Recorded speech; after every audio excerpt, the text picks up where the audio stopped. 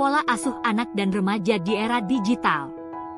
Didiklah anak-anakmu sesuai dengan zamannya, karena mereka hidup bukan di zamanmu. Hadis riwayat Ali bin Abi Thalib. Pola asuh.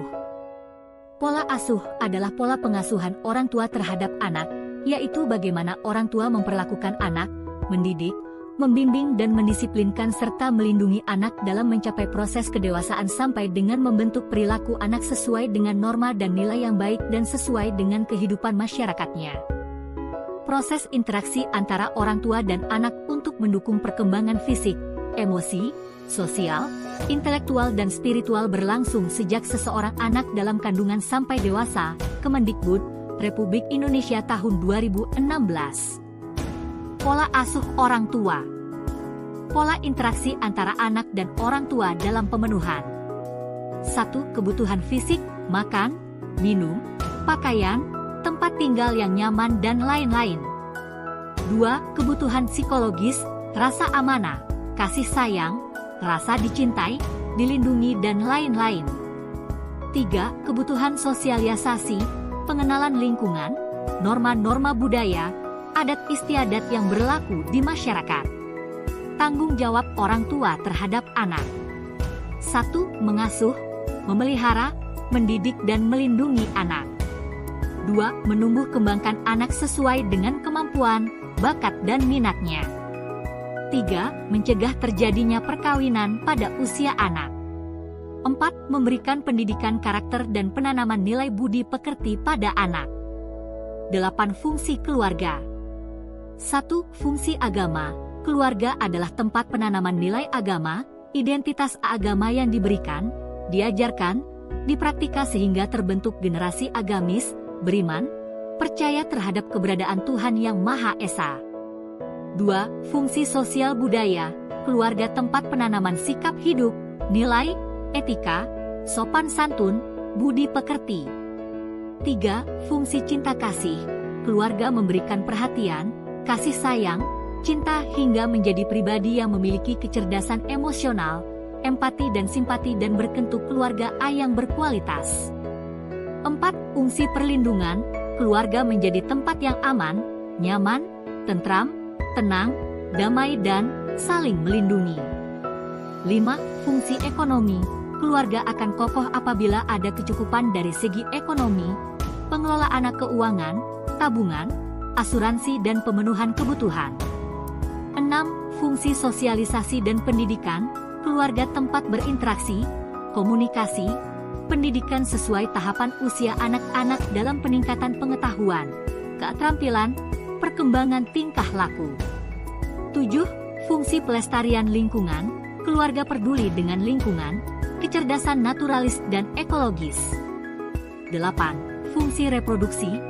Tujuan berkeluarga mendapatkan keturunan yang sah dan halal melalui proses pernikahan dan pembentukan keluarga sehingga menghasilkan keturunan yang berkualitas.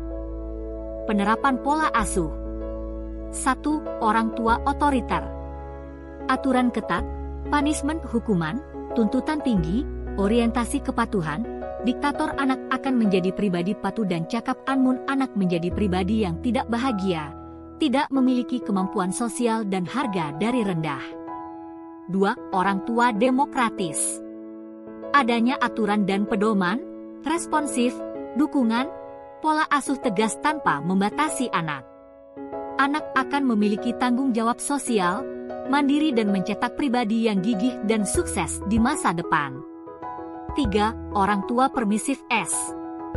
Serba boleh, memanjakan, sedikit tuntutan dan harapan, lebih responsif, lebih modern dan toleran, serta menghindari konfrontasi, menjadi pribadi yang tidak mandiri, cenderung manja dan ketergantungan, mengalami masalah yang berkaitan dengan kekuasaan dan berkinerja buruk di lingkungan sosialnya. 4. Orang tua lalai mengabaikan. Orang tua tidak terlibat dalam pola asuh, tidak menuntut, tidak responsif, minim komunikasi, hanya memastikan anak terpenuhi asupan makan, minum. Hal yang dilakukan orang tua. 1. Keteladanan. 2. Pembiasaan. 3. Mendongeng. 4. Memanfaatkan momentum. 5. Reward dan punishment. Kesalahan orang tua dalam pengasuhan. 1. Tidak memberikan teladan. 2. Penuh dengan aturan ketat. 3. Membebani anak dengan harapan tinggi. 4. Kurang pengawasan. 5. Tidak konsisten. 6. Segala diukur dengan materi. 7. Kedua orang tua tidak memiliki kesamaan dalam penerapan nilai-nilai. 8. Terlalu menekan. 9. Tidak memberi perhatian. 10. Terlalu cemas akan kesehatan. 11. Terlalu memanjakan. 12. Tidak pernah memberi kepercayaan. 13. Suka menghukum. 14. Suka melecehkan. Era digital. Era digital adalah masa ketika informasi mudah didapat dan cepat diperoleh serta disebarluaskan menggunakan teknologi digital. Teknologi digital adalah teknologi yang menggunakan sistem komputerisasi yang terhubung internet. Karakteristik anak di era digital. Dalam pengelompokan cohort, pembagian suatu generasi berdasarkan periodik waktu tertentu dan perbedaan karakteristik kelompok tersebut. Perbedaan karakteristik meliputi kepercayaan, keyakinan, karir, keseimbangan kerja, keluarga, peran gender dan lingkungan pekerjaan. 1. Kelahiran 1946 sampai 1464 baby boomers. 2. Keakhiran 1965 sampai 1979 generasi X, slackers atau sales. 3. Kelahiran 1980 sampai 2000 generasi Y, generasi digital millennials di saat internet mulai masuk atau generasi net. 4. Kelahiran lebih dari tahun 2000 atau generasi setelah era milenial, generasi Z. Tipe generasi digital. 1. Memiliki ambisi besar dan sukses. 2. Berpikir praktis instan. 3. Mencintai kebebasan. 4. Percaya diri. 5. Menyukai hal yang detail. 6. Keinginan besar untuk pengakuan. 7. Mahir menggunakan digital, teknologi informasi. Perubahan era digital. Pendidikan. Pembelajaran di kelas atau manual-based menjadi electronic-based. Sosial. Kopi darat menjadi Skype, Line, WhatsApp, Telegram. Ekonomi. Pasar, tatap muka langsung menjadi belanja online, marketplace. Peran orang tua dalam mendidik anak di era digital. 1. Menambah pengetahuan akan perkembangan teknologi digital. 2. Mengarahkan penggunaan perangkat dan media digital dengan tepat. 3. Mengimbangi waktu penggunaan media digital dengan interaksi di dunia nyata. 4. Meminjamkan anak perangkat digital sesuai keperluan. 5. Memilih program atau aplikasi yang positif. 6. Mendampingi anak dalam menggunakan perangkat digital. 7. Menggunakan perangkat digital secara bijaksana. 8. Menelusuri kegiatan anak di dunia maya.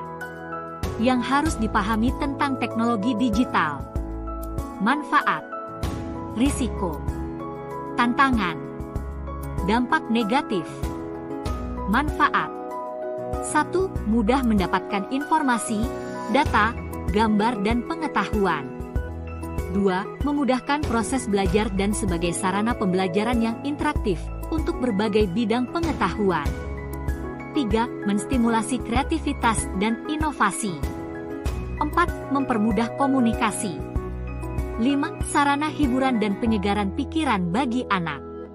6. Jejaring sosial menjadi tempat mencari teman. Resiko. 1. Gangguan kesehatan mata. 2. Kesulitan konsentrasi. 3. Masalah tidur. 4. Ketidakseimbangan motorik kasar dan halus. 5. Gangguan pencernaan. 6. Lambat dalam perkembangan bicara dan bahasa anak. 7. Kurangnya pergaulan sosial. 8. Kurangnya waktu bercengkrama bersama keluarga. Tantangan pengasuhan. 1. Kemudahan akses informasi. 2. Anak inginkan kebebasan dalam memanfaatkan media digital. 3. Anak lebih menguasai teknologi digital daripada orang tua. 4. Bahaya pornografi pada anak. 5. Kecanduan game pada anak. Dampak negatif. 1. Kekerasan seksual online. 2. Sexting, kegiatan mengirim, menerima atau meneruskan pesan seksual yang dikirim melalui internet ponsel atau alat elektronik lainnya. 3. Cyberbully, intimidasi dunia maya. 4. Penipuan. 5. Game online yang bermuatan kekerasan dan pornografi. 6. Sextortion, jenis kriminal yang berhubungan dengan kegiatan pemerasan seksual. Peran orang tua di era digital sesuai tahapan perkembangan usia. Anak usia 2-3 tahun. 1. Membatasi waktu penggunaan media digital. 2. Memanfaatkan media digital dalam bentuk audio untuk menambah kosakata angka, gerak dan lagu. 3. Mendampingi dan berinteraksi dengan anak saat menggunakan media. 4. Menghindari tayangan program yang mengandung unsur ketakutan, kekerasan, seksualitas dan penggunaan bahasa yang tidak senonoh. 5. Menghindari iklan yang kontennya tidak sesuai dengan usia anak. 6. Menghindari penggunaan media digital sebagai pengganti peran orang tua. Anak usia 4-5 tahun. 1. Membuat kesepakatan bersama, menjalani bersama dan memonitoring pelaksanaannya. 2. Memanfaatkan program atau aplikasi yang mendidik untuk kesiapan sekolah. 3. Membahas bersama hal-hal yang dilihat dan dipelajari. 4. Menghindari program yang berisi kekerasan dan seksualitas. 5. Memanfaatkan program atau aplikasi yang mengajarkan tentang akhlak dan budi pekerti yang baik. 6. Mengenalkan anak tentang yang nyata dan fantasi. Anak usia 8-12 tahun. 1. Membuat kesepakatan bersama, menjalani bersama dan memonitoring bersama. 2. Memanfaatkan program dari berbagai pengalaman yang positif. 3. Mendiskusikan tentang perilaku baik atau tidak baik dari sebuah tantangan atau program. 4. Menghindari tayangan yang menampilkan kekerasan, antisosial dan perilaku negatif. 5. Mendiskusikan hal-hal yang terkait peran atau fungsi laki-laki dan perempuan. Anak usia 13 tahun sampai 17 tahun. 1.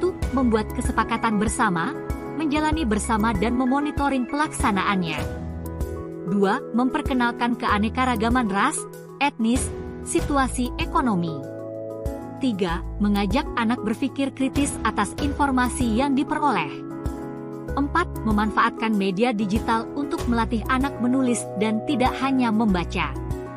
5. Mengajak anak untuk mengeksplorasi minat dan bakatnya.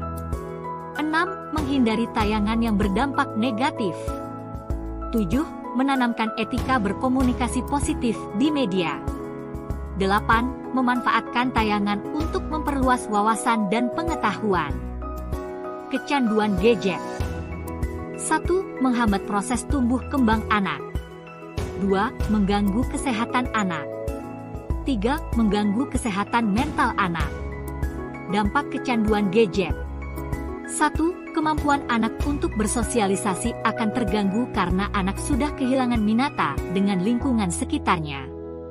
2. Terjadi perubahan perilaku karena layar gadget dapat berdampak pada perubahan otak yang berfungsi mengontrol proses emosi, atensi pembuatan keputusan dan kontrol kognitif. Gejala kecanduan. Gangguan fisik. 1. Susah tidur. 2. Nyeri punggung. 3. Peningkatan atau penurunan berat badan.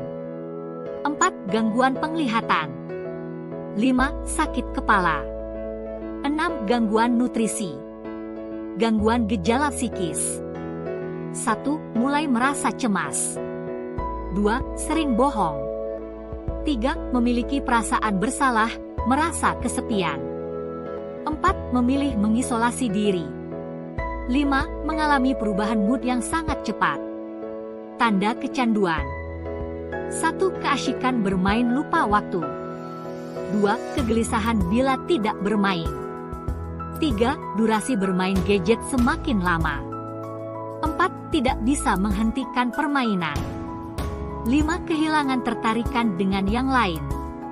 6. Tetap menggunakan gadget walau tahu resikonya. 7. Berbohong terkait lama menggunakan gadget. 8. Memakai gadget untuk mengalihkan perasaan. Kesimpulan: pendampingan dan pengasuhan anak di era digital yang harus diberikan orang tua. 1. Memberi batasan untuk bisa mendidik anak dengan baik di era digital. 2. Mendampingi. Era digital membuat anak mudah mengakses konten terlarang. 3. Komunikasi langsung, mendidik anak agar selalu terbuka terhadap semua hal termasuk perangkat digital. 4. Menjadi teladan. Orang tua menjadi contoh dalam penggunaan perangkat digital anak. Terima kasih sudah menonton video ini.